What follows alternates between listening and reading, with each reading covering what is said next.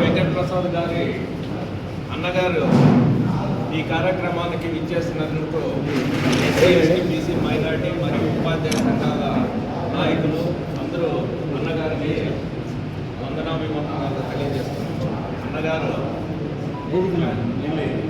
మనమే కదా దేనికి ఇదే వేరు కదా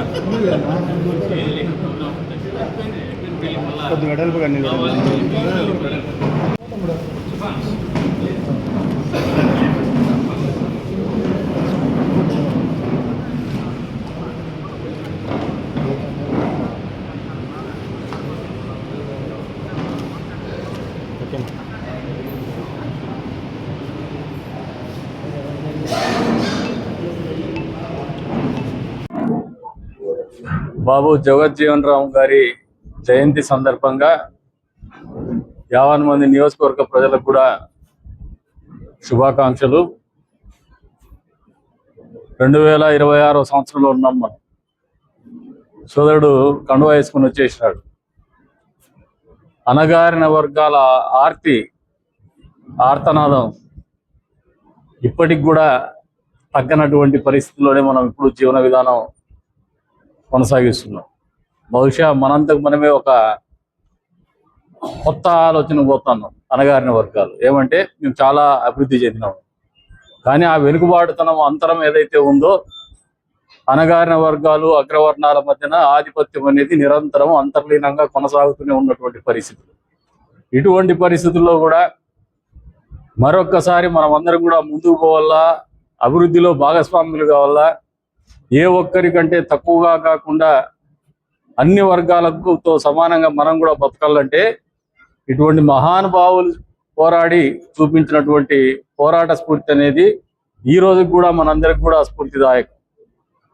ఒకసారి గమనించే జగజ్జీవన్ రామ్ గారి జీవన విధానం గురించి అనేక రకాలుగా నిరంతరం అణచివేత గురైనటువంటి వ్యక్తి అయినప్పటికీ కూడా మొక్కవని ధైర్యంతో చదువు ఆయుధంగా చేసుకొని డాక్టర్ బిఆర్ అంబేద్కర్ గారు కావచ్చు, డాక్టర్ బాబు జగజ్జీవన్ రామ్ గారు కావచ్చు, ఆ కాలంలో వివక్ష ఇంకా పెద్ద ఎత్తున ఉన్నటువంటి పరిస్థితులు, ఆర్థిక అసమానత్వం మరింత పెద్ద ఎత్తున ఉన్నటువంటి పరిస్థితులు, అధికారం అనేది కొన్ని వర్గాలకు పరిమితమైనటువంటి పరిస్థితులు.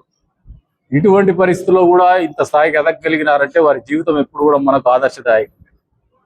వాళ్ళు చూపించినటువంటి స్ఫూర్తి ఏదైతే ఉందో పోరాటం, నిరంతరం ఎదగాలనే తాపత్రయం, ఎదగాలనే ఆరాటం, ఇవన్నీ కూడా మనం ఇప్పటికి కూడా ప్రతి అణగారిన వర్గాలకు చెందినటువంటి వ్యక్తులు కూడా ఆదర్శంగా తీసుకోగలిగితేనే వారి ఆశయ సిద్ధి సాధించిన వాళ్ళం అవుతాం, ఎదగలిగినటువంటి వాళ్ళం అవుతాం.